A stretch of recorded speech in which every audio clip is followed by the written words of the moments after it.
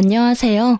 얼마 전 인생의 귀한 경험을 하고 지금은 싱글맘이 된 40대 초반의 여성이에요. 여러분이 생각하는 이혼 사유 중에 가장 흔하지 않은 사유는 어떤 게 있나요? 저는 제가 바로 그런 흔하지 않은 사유로 이혼을 하게 됐다고 생각해요. 정말 너무도 어이없는 이유였거든요. 제가 이상한 건지 제 전 남편이 이상한 건지 보시고 한번 판단해 주세요. 저와 남편은 친구들의 소개팅으로 만났어요. 저와 남편의 주선자들이 절친이었고 그들의 소개로 남편과 만나 좋은 인연을 이어왔죠. 남편은 참 착하고 성격은 그리 나쁘지 않았어요.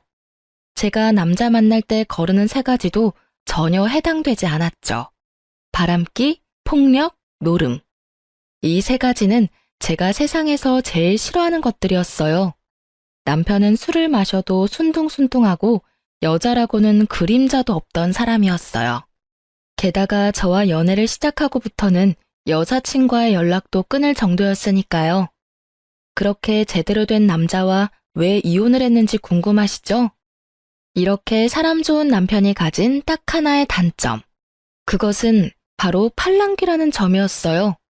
팔랑귀가 뭔지 아시나요? 남의 말에 쉽게 흔들리는 사람을 말해요. 솔직히 여태까지 그것 때문에 마음 고생한 적이 한두 번이 아니었죠. 그 팔랑귀의 가장 무서운 점은 직장마저 시도 때도 없이 바꾼다는 거예요. 결혼이라는 건 안정을 위해 하는 거잖아요.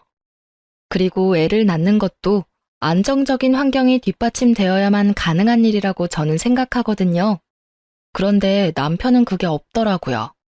누군가가 혹하는 소리만 하면 흔들리기 일쑤고, 아니지, 흔들리기만 한다면 다행이었죠. 그걸로 몇 번이나 자신이 세웠던 계획을 휙휙 뒤집곤 했죠. 특히 아이를 가지고 육아휴직 중에 이직한다고 퇴사했을 때는 정말 남편 머리통이 쥐어뜯고 싶을 정도였거든요.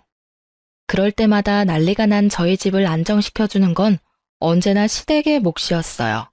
정말 시모와 시부의 도움이 없었다면 10여 년의 결혼 생활도 견디지 못했을 거예요.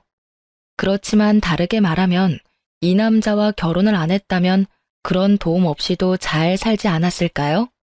시부모의 도움이 있으면 좋을 것 같지만 마냥 그런 것만도 아니에요. 남편 단속 제대로 못하는 무능한 아내가 된 것 같고 맞벌이라 남편에게 더 신경 쓰지 못하는 와이프처럼 느껴졌죠. 물론 제 생각이고 저만의 느낌이지만요. 제가 그렇게 느낀다고 말하면 남편은 우리 부모님인데 네가 왜 그런 걸 느끼냐고 묻더라고요. 10년 가까이 시부모에게 경제적으로 의지하게 되면 돈 한 푼 쓰는 것도 눈치가 보인다는 걸 남편만 모르고 속 편하게 살더라고요. 이런 점이 저를 질리게 만들었어요. 그렇게 10년을 넘게 아슬아슬한 줄타기 같은 결혼 생활을 어찌저찌 유지해오고 있었죠. 저는 남편과 생활비를 반씩 부담하고 있었어요. 맞벌이니까 같이 돈을 내고 생활하는 게 맞다고 생각했고, 저도 푼돈이나 벌려고 일하는 게 아니었으니까요. 제대로 된 월급 받으며 일하니 제 몫은 당연하다 싶었는데, 어느 날은 남편이 생활비를 안 주더라고요.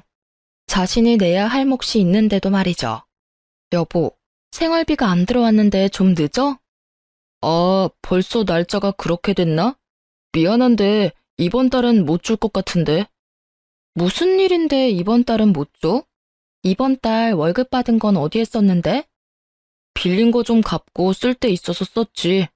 많이 모자란 것 같으면 엄마한테 말해서 돈 좀 받아올까? 남편의 엄마 소리에 저는 깜짝 놀라 고개를 저었어요. 아니, 됐어.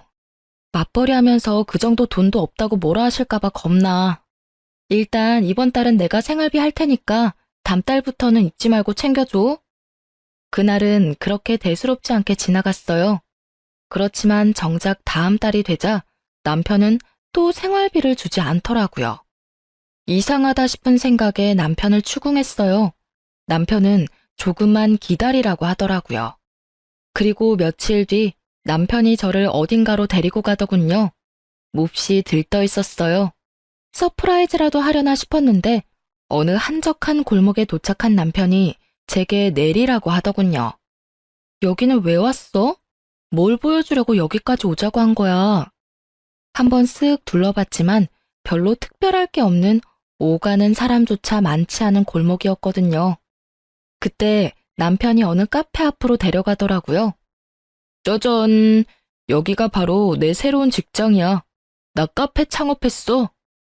남편의 그 말에 저는 너무 놀라 말을 잃었어요. 갑자기? 나한테 한마디 상의도 없이? 왜? 잘 다니던 직장 때려치고 왜? 이런 말들이 머릿속을 맴돌았지만 나오는 말은 그게 아니었어요. 미쳤어? 당신이 무슨 창업이야? 이거 인테리어까지 싹 다 새로 했네. 말해봐. 이거 얼마 들었어? 지금 당신 수중에 있는 돈으로는 할 수 있는 일이 아니잖아. 돈 그렇게 많이 안 썼어. 한 1억 5천쯤 썼나? 퇴직금은 얼마 안 돼서 크게 도움은 안 되더라. 그래서 아파트 앞으로 담보대출 받았어. 요새 카페 잘 된다니까 돈 펑펑 벌어서 갚으면 되지. 상권이고 타겟팅이고 아무것도 모르는 이 양반이 무슨 장사를 한다고 하는 건지. 게다가 아파트 담보대출? 어디서 따져야 할지도 모른 채 저는 남편에게 소리쳤어요. 카페 장사가 잘 된다고 누가 그래? 요새 카페 장사도 웬만큼 노하우 없는 거 아니면 망한다고. 이번에는 누가 당신 꼬셨어? 말해봐. 꼬셨다니. 그냥 그 내 대학 동기 있잖아. 걔가 저번에 귀뜸해주더라고. 자기 와이프 카페 창업했는데 장사가 잘 돼서 대박이라고. 창업하는 거 엄청 쉽고 돈도 지원 많이 된다고 해서 했지. 어때? 유행할 만한 거 다 집어넣었는데 괜찮지? 저는 고리띵하고 현기증이 나서 아무 말도 못했어요. 그냥 옆에 있는 담벼락을 잡고 겨우 서 있을 수밖에 없었죠. 팔랑귀 남편이 또 팔랑팔랑 남들 이야기에 혹해서 이런 대형 사건을 저질러버린 거였어요. 저거에 우리 아파트 이름으로 대출을 받았다 이거야? 당신 어머니한테 의논은 하고 대출한 거 맞아? 엄마한테 왜 물어봐? 그 아파트가 내 앞으로 된 건데 결혼한다고 엄마가 나 주셨잖아. 맞는 말이긴 했어요. 하지만 적어도 무상으로 시모에게 받은 아파트라면 좀 더 소중히 대해도 되지 않았을까요? 남편은 섬세함이라고는 일도 없는 표정으로 말하더군요. 그럼 이 상황을 어머님도 모르시고? 당신한테 오늘 처음 알려주는 거야. 서프라이즈! 저는 머리통이 꽃받친 남편을 보며 한숨만 내쉬었어요. 딱 봐도 망할 것 같은 카페를 보면서 말이죠. 이렇게 즐거워하는 남편에게 저는 말했어요. 이 카페가 혹시라도 잘 되면 당신이 장사에 소질이 있는 거겠지. 근데 이 카페가 망하면 다음부터는 2번 다시 장사에 손대지 마. 나랑 지금 약속해. 이 상황을 어떤 식으로든 수습해야 하는 저로서는 당장 이걸 뒤집어 엎으라, 되돌려 놓으라 할 수 없었어요. 1억 5천이나 들어간 사업인데 지금 당장 어떻게 되돌릴 수 있겠어요? 저는 마지막으로 남편에게 통보한 거예요. 장사에 관련한 일은 이번으로 끝낼 거라는 걸. 남편은 고개를 끄덕였고 며칠을 행복회로 열심히 돌리고 있더라고요. 그런데 역시나 제 예상대로 상황이 흘러가더라고요. 팔랑귀인 남편이 제대로 장사를 할 수 있을 리가 없거든요. 결국은 남들 따라 이것 찔끔 저것 찔끔 해보다가 특색 없고 상권 좋지 않은 상황에 빚만 남긴 채 폐업 처리됐어요. 빚이 많은 이유는 몇 번 쓰지도 않은 물건을 트렌드에 맞춘다나 뭐다나 하는 이유로 사모아놓고는 결국 써보지도 못한 채 폐업이 돼서 그래요. 이 빚은 고스란히 저와 남편에게는 압박이 되어 돌아왔어요. 남편도 폐업 후에 어떻게든 넣었던 돈만큼 뽑아보려 했지만 아시잖아요. 중고되면 가격은 똥값 되는 거. 결국은 아파트 담보대출 금액을 갚을 수 없는 지경이 되자 남편은 또 시댁에 쪼르르 달려가더라고요. 죄송스럽고 민망한 마음에 시댁 가기 힘들었던 저까지 매달고 가서는 부탁하더군요. 엄마, 나 장사하려고 우리 아파트 담보대출 받았는데 폐업하고 그거 못 갚고 있거든. 담보대출만 어떻게 해결해주면 안 될까? 남편 옆에서 저는 죄인처럼 고개만 숙이고 있었어요. 한숨 쉬는 시모와 탁자를 탁탁 때리는 시부의 소리가 제 심장마저 꽉 죄어오더라고요. 아가, 너 혹시 얘 장사하는 거 알았니? 아니요, 저도 몰랐어요. 생활비를 2달째 안 주길래 혹시나 했는데 이미 제가 알았을 때는 인테리어까지 다 끝낸 상태였더라고요. 시모는 눈을 감더니 한숨을 푹 쉬며 말하더군요. 네가 고생이 많다. 철없는 남편 데리고 살랴 일하랴 해보랴. 내가 그래서 너희 집에 도움을 주는 거야. 그런데 아들이라고는 하나 있는 놈이 도대체 뭐가 모자라서 여기 기웃 저기 기웃 줏대도 없이 맨날 일을 벌리고 뒷수습을 부모한테 맡기는 거야. 응? 말해봐. 너 나랑 척지고 싶으냐? 여태껏 조용히 도와주시던 시모의 분노가 극에 달한 듯 보였죠. 하긴 저런 말이 왜 안 나오나 싶었거든요. 저는 조마조마한 마음으로 고개만 푹 숙이고 앉아 있었죠. 그런데 남편은 그게 또 엄청 서운했나 봐요. 엄마, 나도 그냥 장사한 거 절대 아니야. 아니, 주변에서 하도 카페가 돈벌이가 잘 된다고 하길래 나도 좋은 생각에서 한 거지. 나쁜 생각으로 했겠어? 그런 것 가지고 무슨 척을 지내 마네야. 그리고 나 잘 되면 어차피 다 엄마 아빠한테 잘해주는 건데 왜 내가 뭐 할 때마다 하지 말라고 막는 건데? 막아서 네가 안 한 적 있었냐? 사고는 다치고 수습만 나더러 하라고 한 게 몇 번째인지는 알아? 내가 너를 잘못 키웠지. 애 낳고 살면 철들 거라 생각했던 내가 바보였어. 경고하는데 정명철, 너 이번이 마지막이야. 다음부터 사고치고 여기 와서 이러면 당장 내쫓아버릴 거니까 앞으로는 무슨 일 벌일 때 잘 생각하고 결정해. 돈 대주는 거 이번으로 끝이야 끝. 그리고 이번 일로 너한테 재산이 있다는 게 얼마나 위험한 건지를 알았으니까 네 앞으로 줄 아파트 명의는 전부 며느리랑 내 앞으로 돌려놓을 거다. 너한테 재산 넘겨줬다가는 한 달도 못 가서 다 털어먹을 것 같으니까. 결국 시모의 불호령에 남편도 깨갱했죠. 저는 그냥 옆에서 듣고만 있었는데도 그 분노가 고스란히 느껴질 정도였거든요.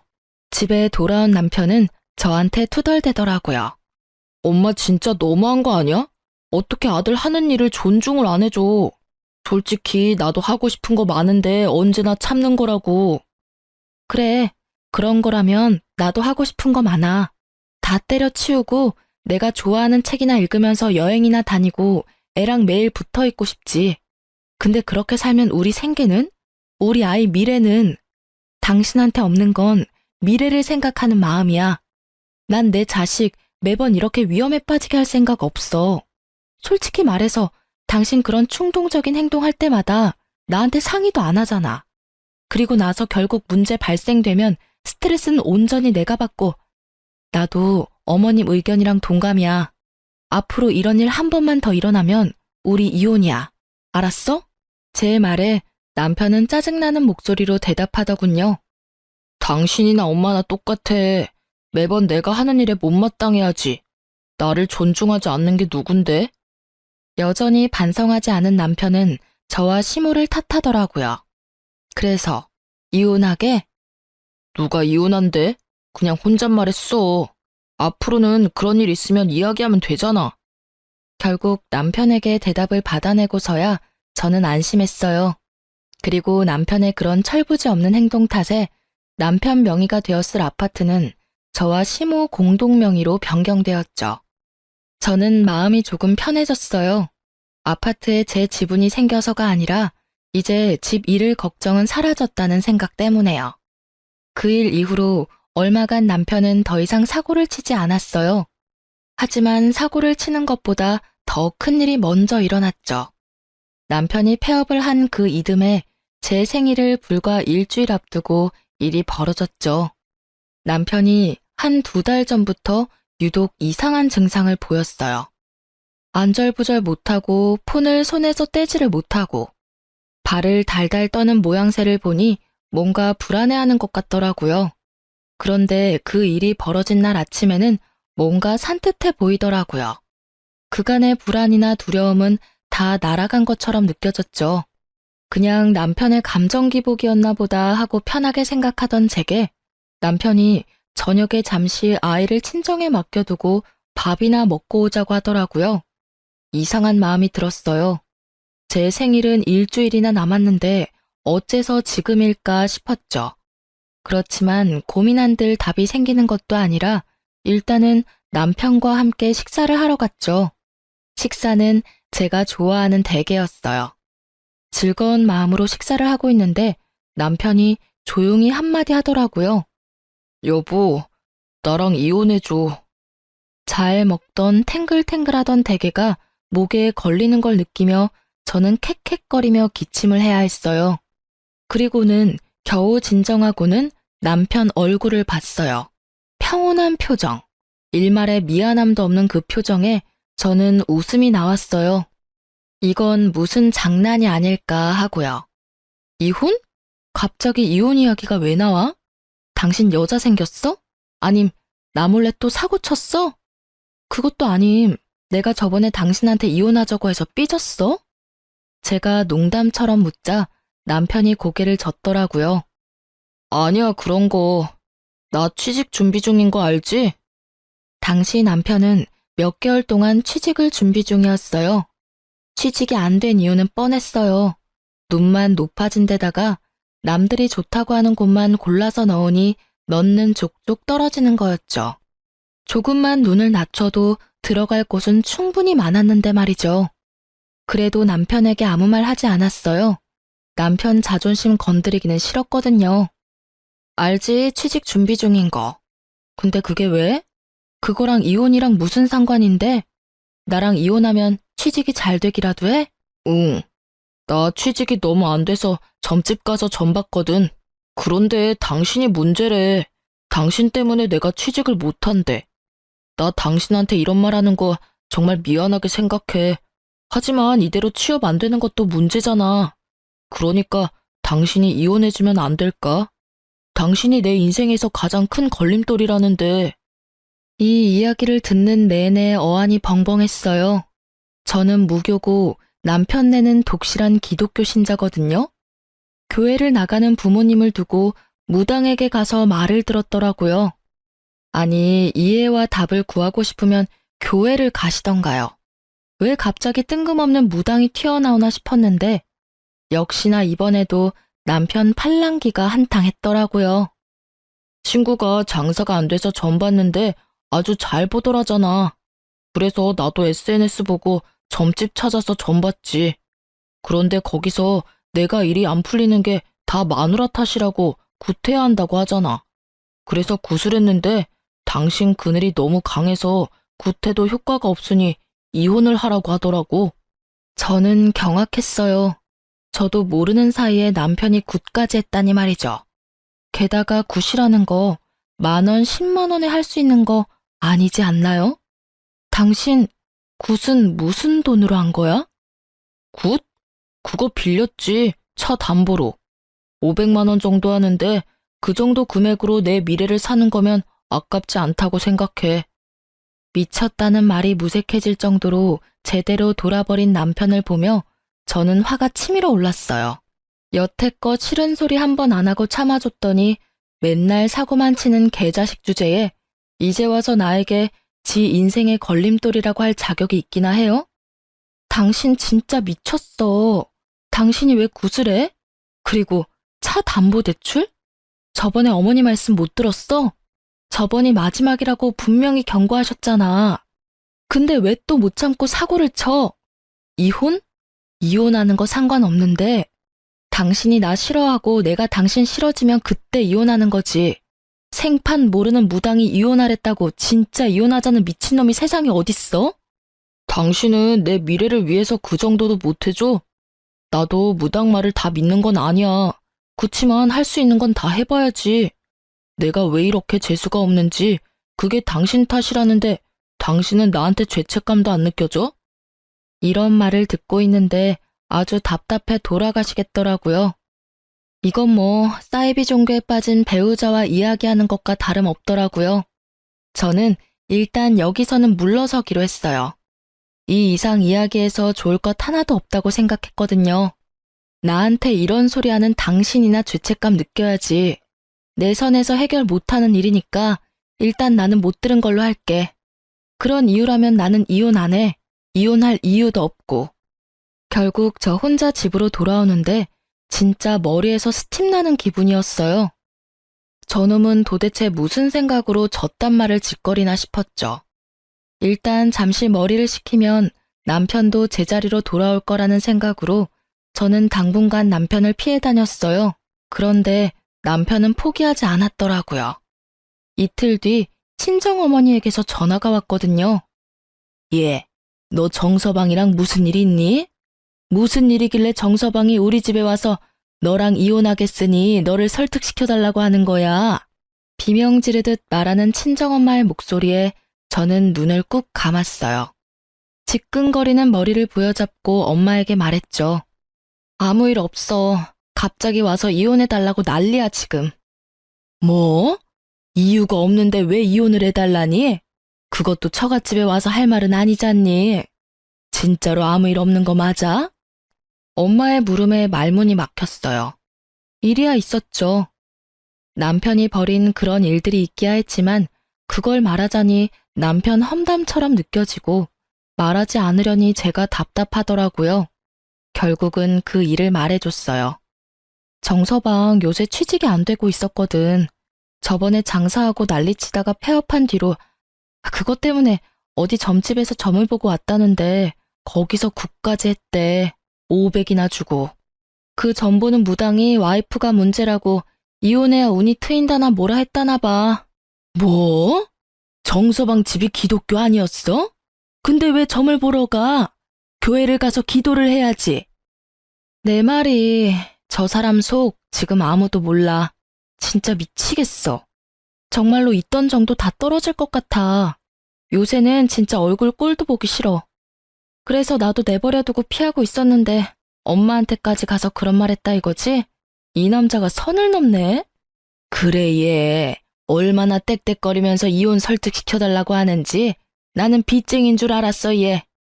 정서방 진짜 너무하네.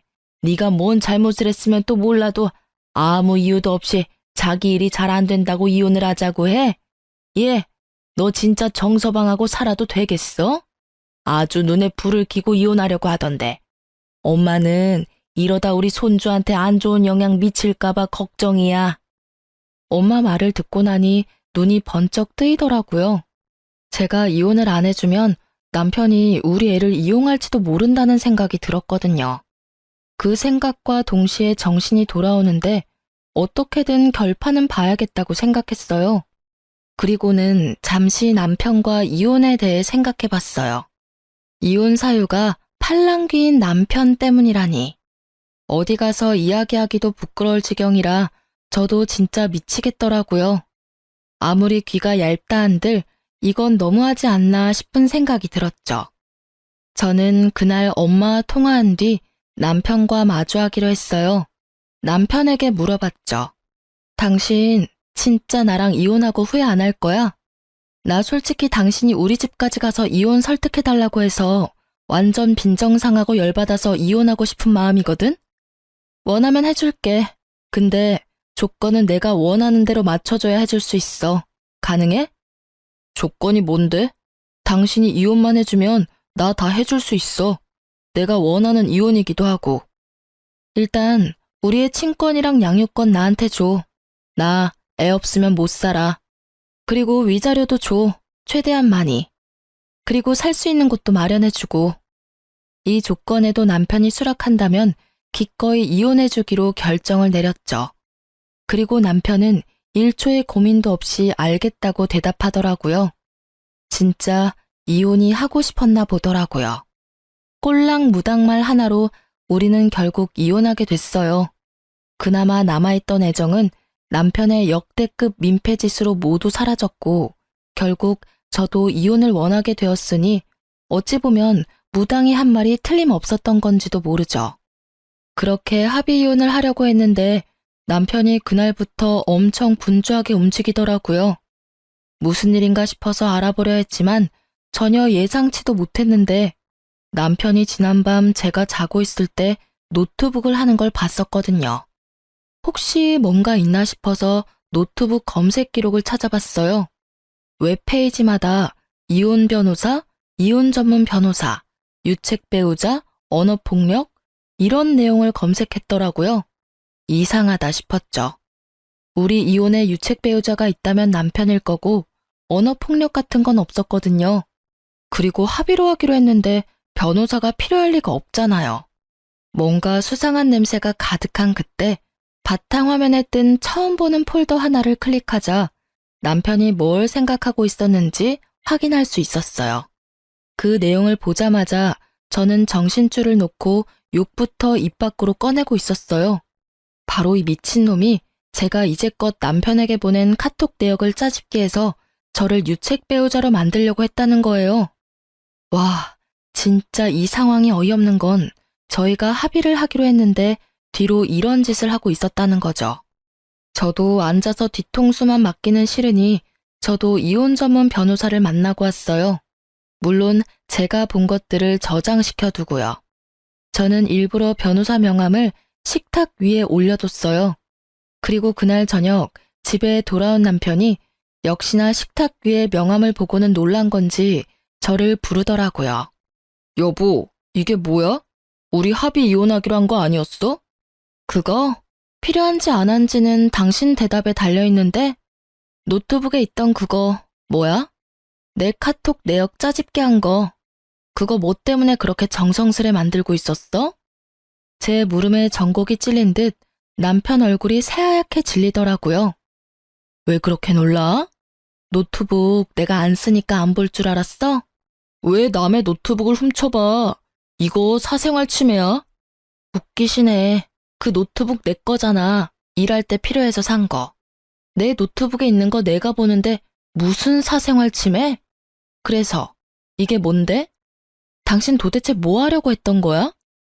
제 추궁에 남편이 말을 제대로 하지 못하더라고요. 그러더니 우물쭈물 그냥 만들어 본 거라며 진짜 별거 아니라고 하더라고요. 웃기지도 않아요. 그 내용들은 모두 제가 남편이 헛짓거리할 때마다 과격하게 했던 말들 뿐이었어요. 누가 봐도 제가 이 사람한테 심하게 대한 것처럼 보인다는 게 문제였죠. 앞뒤 내용 다 빼고 보니 제가 천하의 몹쓸 년이 되어 있었고요. 설마 나를 유책 배우자로 만들려고 했어? 너 나랑 합의 이혼하기로 한 거 아니었어? 이 이혼에 책임이 있는 사람은 너 하나야, 내가 아니라.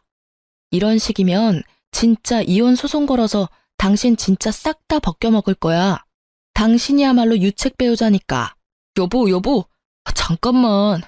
진짜 순간적으로 그런 생각하기는 했어. 근데 실행에 옮기진 않았잖아. 진정하라고. 소송은 절대 안 돼. 왜? 이혼하자며. 어떤 식으로 이혼하든 이혼만 해주면 되는 거 아니야? 근데 진짜 하나만 묻자. 도대체 무슨 이유로 뒤로 몰래 이딴 짓이나 한 거야? 그게, 아이씨, 사실은 돈이 없어, 합의해주려고 해도. 너 잘하는 거 있잖아. 어머님한테 도와달라고 하고 나중에 갚으면 되지. 그거 벌써 받아왔어. 미리 이야기해서 이혼하게 됐다고 위자료 줘야 한다고. 뭐? 그럼 그 돈은 다 어쨌는데?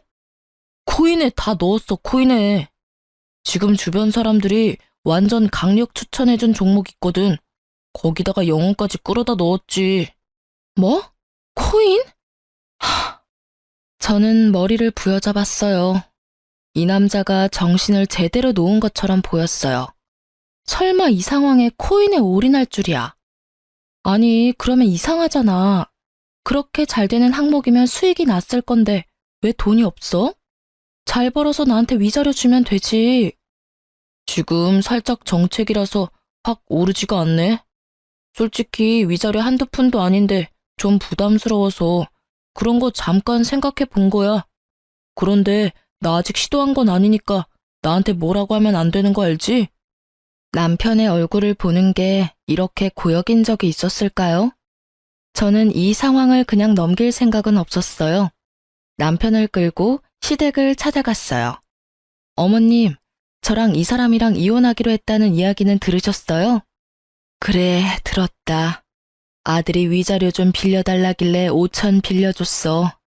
그런데 오늘은 무슨 일이니?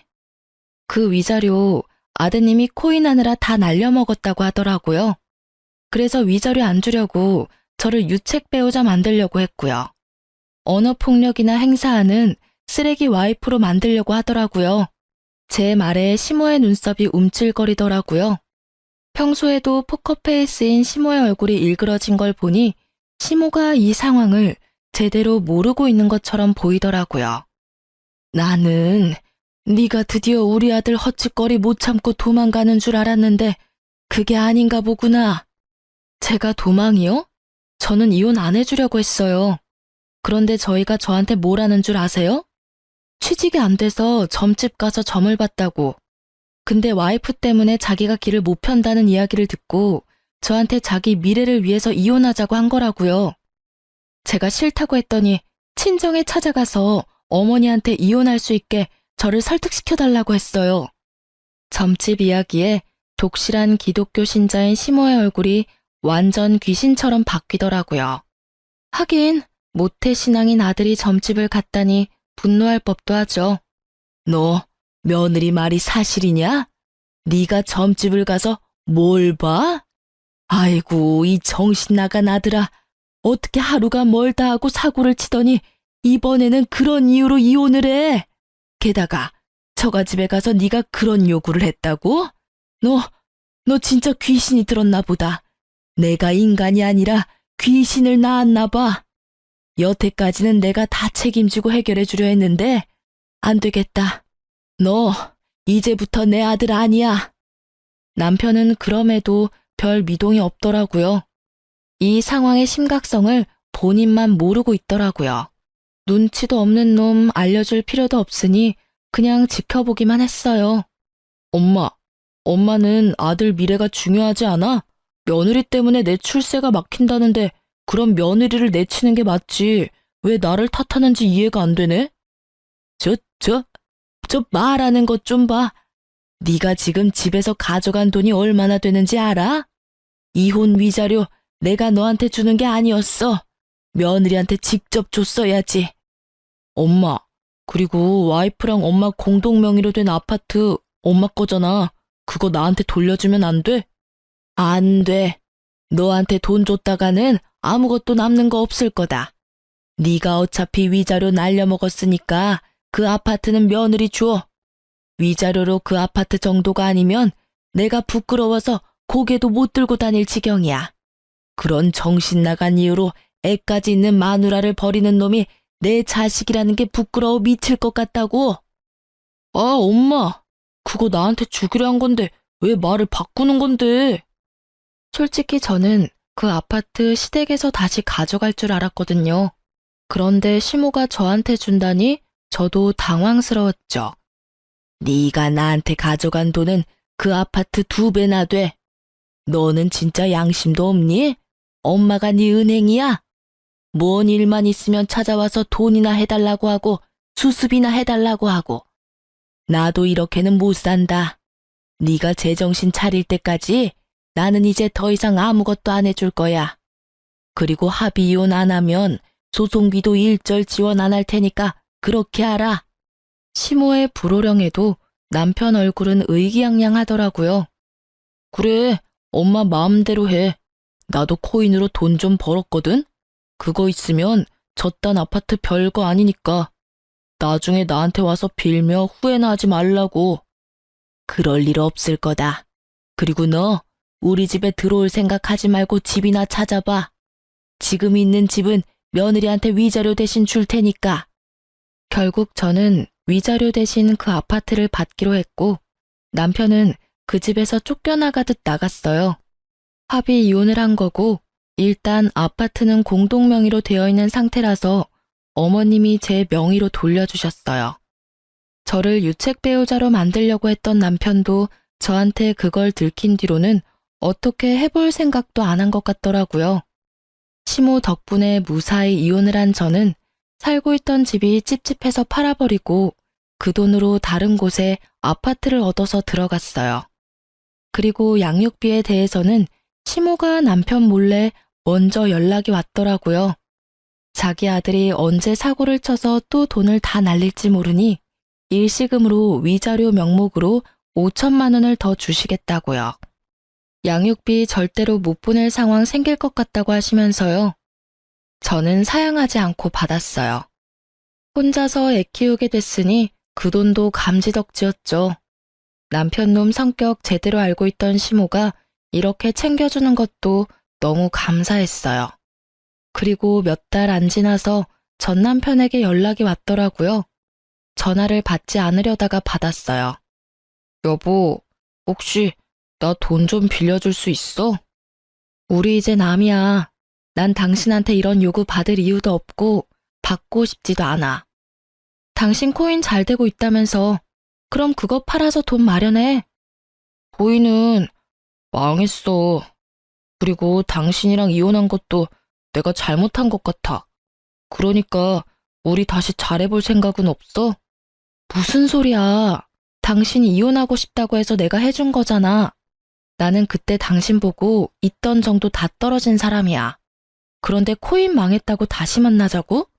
너 그게 나한테 할 소리니? 나도 어쩔 수 없었어. 나 사실은 대출 당겨서 비트코인 샀었거든. 코인이 안 올라서 고민하다가 SNS에 유명한 점집이라고 찾아서 갔는데 그 코인 안 오르는 게 내 운이 당신 운에 막혀서 그렇다는 이야기를 들었거든. 그래서 이혼하자고 한 거야.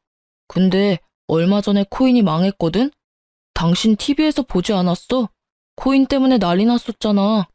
저도 아는 사건이었어요.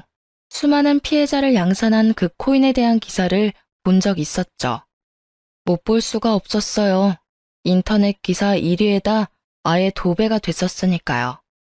엄청나게 뻥튀기 된 코인이 순식간에 폭락한 뒤 결국 폐지가 됐었죠.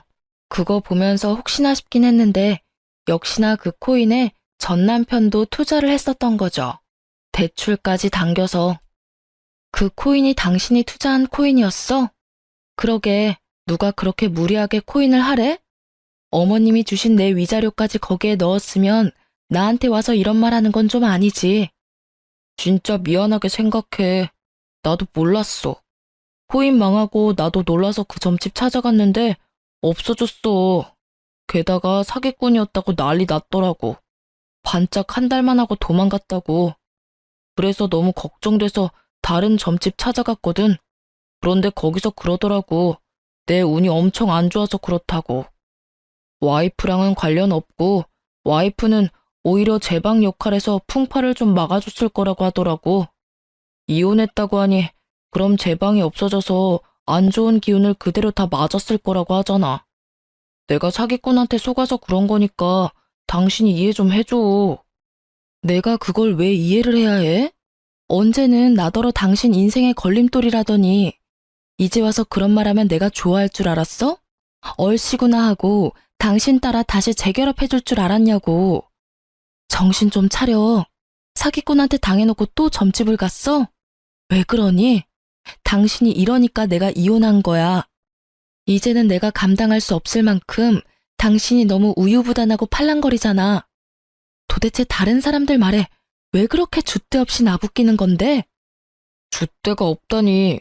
나도 이러고 싶어서 이렇게 사는 게 아니라고. 솔직히 말해서 나도 잘 살고 싶어서 이런 거 저런 거 해보다가 이렇게 된 거잖아.